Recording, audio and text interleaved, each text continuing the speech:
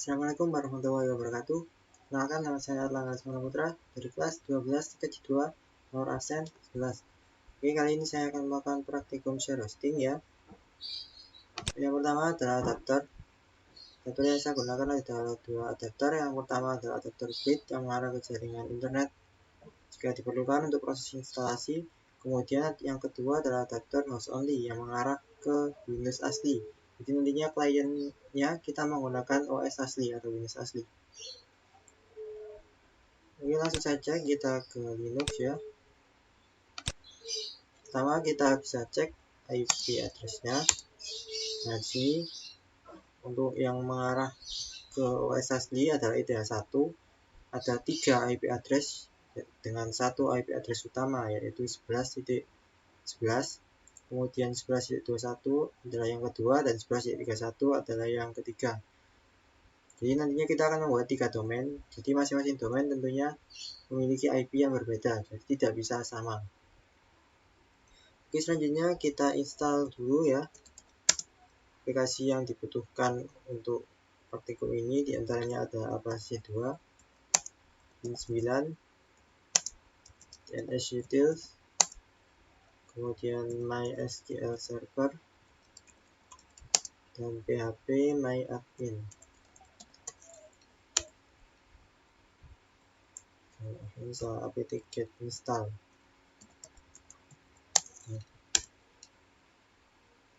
Nah, di sini kita sudah menginstal 5 aplikasinya ya. Untuk Apache adalah digunakan untuk web server, Win9 dan DNS Util digunakan untuk DNS server, MySQL dan PHP MyAdmin digunakan untuk database server. Oke, selanjutnya kita langsung saja masuk ke directory DNS server ya. Jadi directory bin. Ini kita bisa lihat isinya. Nah, untuk yang pertama kita buat dulu name.conf.local. Di konfigurasi di nama lokalnya. Nah, di sini sebelumnya kosong ya. Jadi di sini kita tambahkan sendiri. Ini adalah domainnya pertama yaitu erlangga.com. File db-nya terletak pada erlangga 1. Dalam file db ini nanti akan berisi alamat IP dari domain tersebut. Kemudian ini adalah domain yang kedua, erlangga2.net, dan domain yang ketiga erlangga3.com. db-nya silakan disesuaikan. Jika di sini saya menggunakan db erlangga 2 dan erlangga 3. Kemudian yang paling bawah ini adalah IP ya. IP yang nantinya akan digunakan untuk domain. Jadi di dalam file db92 ini nanti akan berisi host ID atau oktet terakhir dari IP yang digunakan untuk masing-masing domain. Misalnya kita bisa langsung buka. Yang pertama kita buka db192.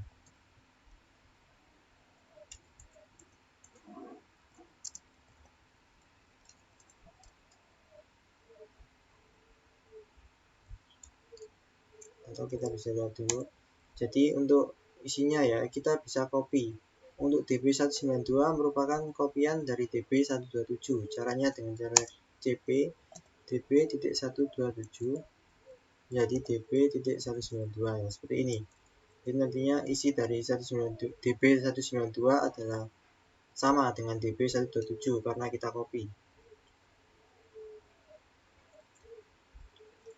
Kemudian untuk db erlangga 1, 2, dan 3 merupakan kopian dari db lokal. Caranya sama yaitu dengan cara cp db lokal, kemudian db erlangga 1, 2, dan 3. Oke, selanjutnya kita langsung saja buka file db-nya.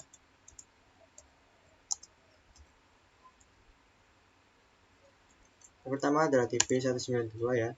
Di sini berisi domain utama yaitu erlangga.com. Kemudian di bawahnya adalah berisi domain-domain yang terkait. Jadi di sini untuk yang utama adalah erlangga.com, kemudian ini adalah domain 1. Terletak pada host ID atau oktet terakhirnya adalah 11. Di host ID-nya adalah 11. Kemudian untuk erlangga2.net ini adalah oktet terakhirnya 21. Dan erlangga3.com oktet terakhirnya adalah 31. Jadi jika dijelaskan untuk erlangga2.net ini alamat IP-nya adalah 192.168.11.21. Sedangkan untuk yang domain 1 192.168.11.11.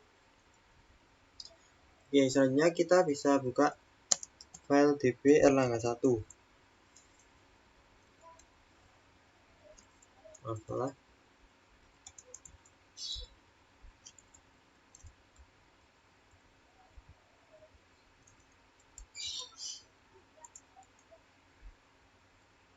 Nah, ini adalah file db erlangga 1. Ini adalah nama domain ya, erlangga.com, kemudian root.erlangga.com. Di sini juga diisikan nama domain. Kemudian di bawahnya kita isikan alamat IP. Jadi domain tersebut memiliki IP berapa. Ini untuk konfigurasi db erlangga 1. Selanjutnya kita ke erlangga 2. Nah, nama domainnya adalah erlangga2.net. Untuk alamat IP yang digunakan adalah 11.21. Kemudian kita close, kita ke db erlangga 3 atau yang domain ketiga. Nah, nama domainnya adalah erlangga3.com. Kemudian informasi IP yang digunakan dalam domain ini adalah 11.31. Oke, setelah setting db, selanjutnya kita setting name server. Jadi kita setting name servernya di dalam resolve ya, etc.resolve.conf. Nah, di sini kalian tambahkan server ya, jadi name server untuk domain 1 dengan alamat IP 11.11, kemudian domain 2 alamat IP 11.21, dan domain 3 alamat IP 11.31. Jika sudah, kalian bisa restart ya, restart bin 9-nya dengan cara etc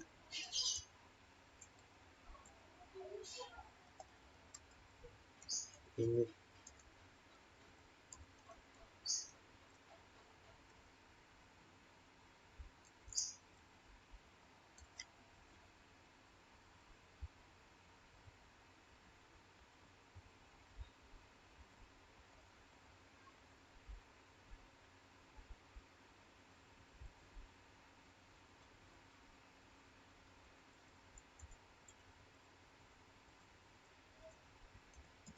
Bin 9 mas ini komennya ya untuk restart DNS server.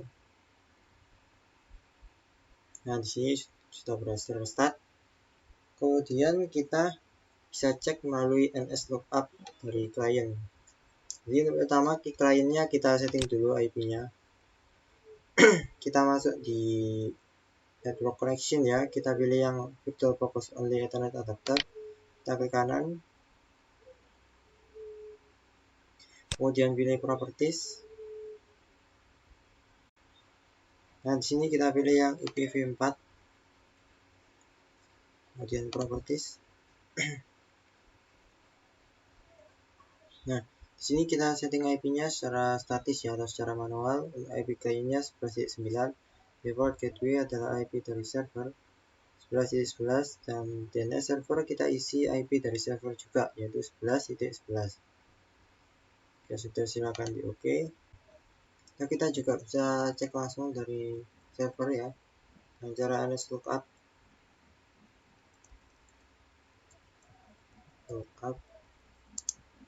Kita ketikkan nama domainnya. Ini sebagai contoh erlangga.com.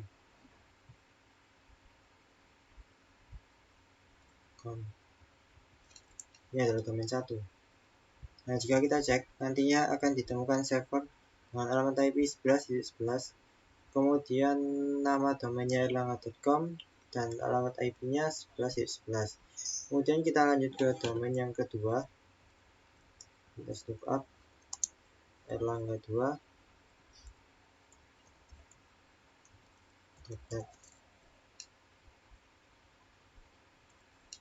Nah, ditemukan juga alamat IP-nya adalah 11.21. Kemudian erlangga3.com.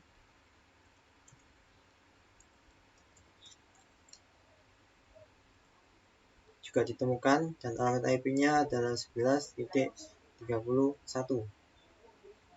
Jadi di sini kita sudah berhasil ya membuat domainnya dari server, jadi nantinya domain ini sudah bisa terbaca.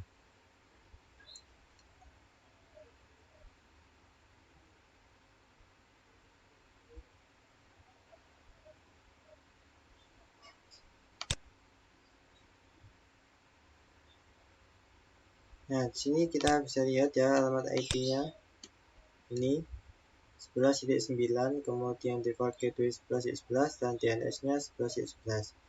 Kemudian dari sini kita juga bisa coba melakukan ping ya, ping ke domain. Sebagai contoh, di sini kita ping erlangga.com.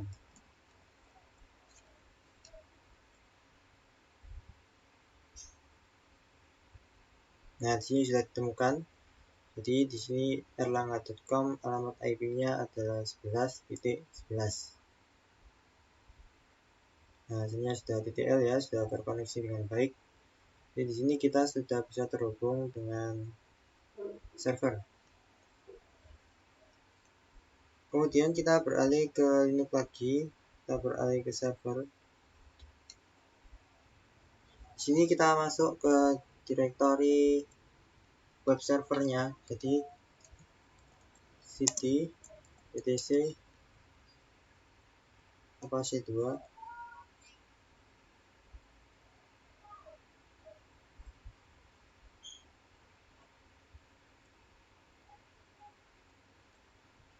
kemudian set available.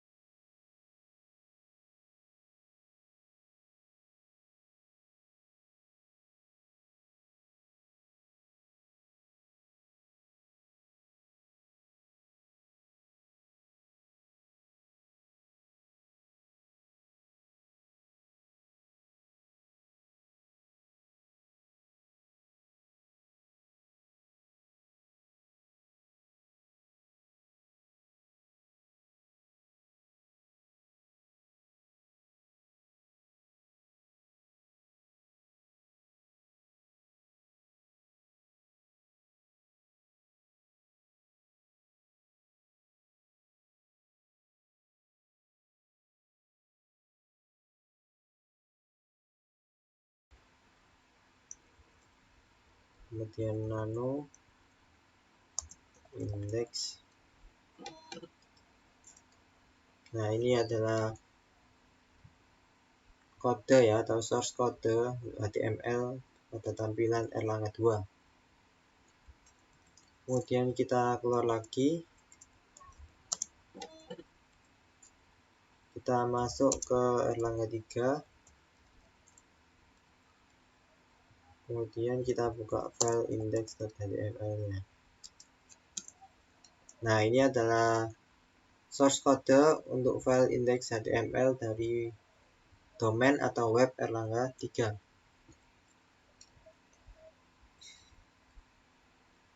Kemudian setelah mengatur domain, kita bisa restart web servernya dengan cara etc init capacity 2 restart. Nah, di sini kita restart dulu. Kemudian kita bisa langsung coba di sisi klien. Jadi kita buka di web browser klien. Untuk domain yang pertama adalah erlangga.com. Kita coba buka.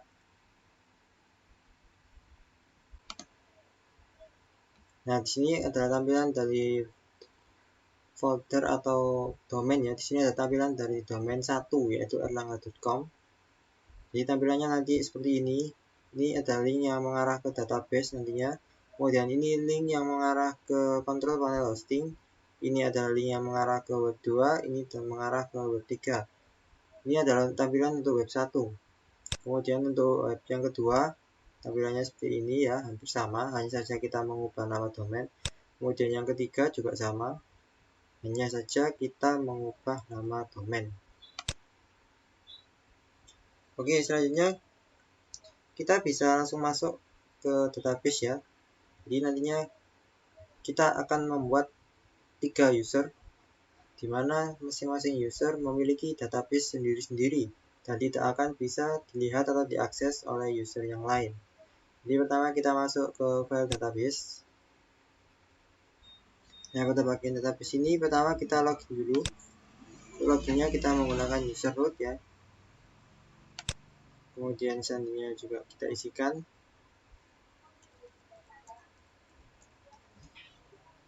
Dan kita kirim, ini artinya masuk. Nah, di sini kita login sebagai root ya. Kemudian kita arahkan ke hak akses.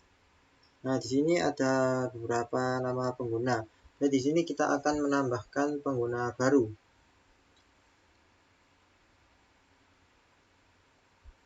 Nah, ini ada beberapa pengguna yang sudah terdaftar ya di dalam database-nya. Kita bisa menambahkan pengguna baru di bagian ini.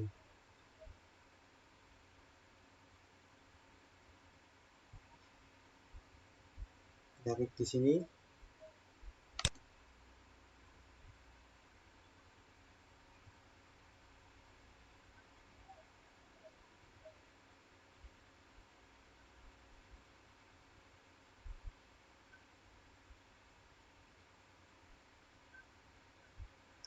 Nah, di bagian ini nama pengguna. Nah, ini kita bisa isikan.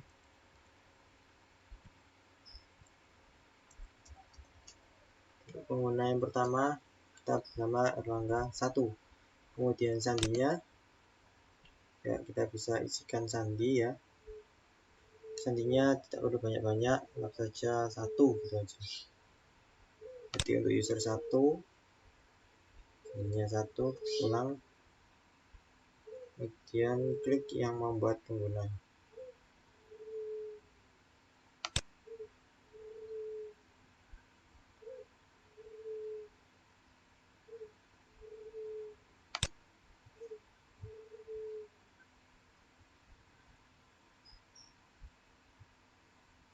Pengguna baru telah ditambahkan.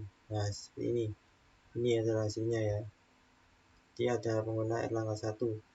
Pemberi izin kita pilih tidak. Jadi hanya user tersebut yang bisa mengakses atau melihat database-nya. Selain user itu tidak akan bisa akses atau melihat database, sehingga database kita bisa aman.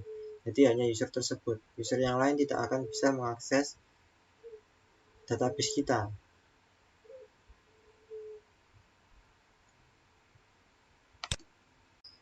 Nah, di sini kita buat 3 pengguna seperti ini ya. Jadi ada Erlangga 1, Erlangga 2, dan Erlangga 3. Nah, di sini ada 3 pengguna. Jadi ya, aksesnya adalah untuk pengguna tersebut. Kemudian kita bisa coba login menggunakan nama pengguna ini. Jadi menggunakan user ini. Kita sudah tidak login menggunakan root lagi. Kita coba login.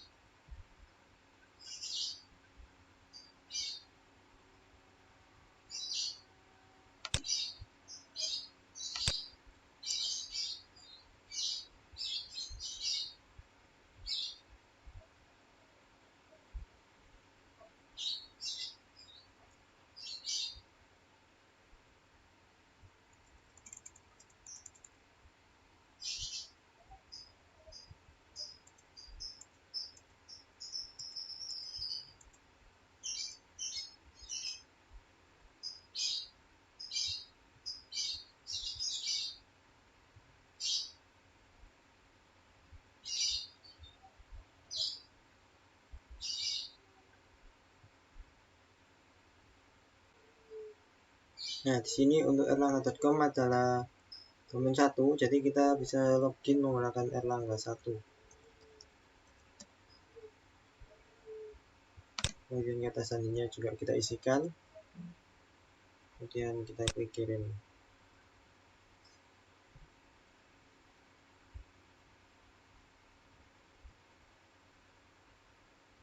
Nah, di sini kita sudah berhasil masuk menggunakan user Erlangga 1. Jadi nantinya untuk yang domain kedua juga kita bisa masuk menggunakan user Erlangga 2. Domain yang ketiga juga kita bisa masuk menggunakan user Erlangga 3. Oke, sekian dulu praktikum dari saya. Apabila ada kurang lebihnya saya mohon maaf. Saya akhiri. Wassalamualaikum warahmatullahi wabarakatuh.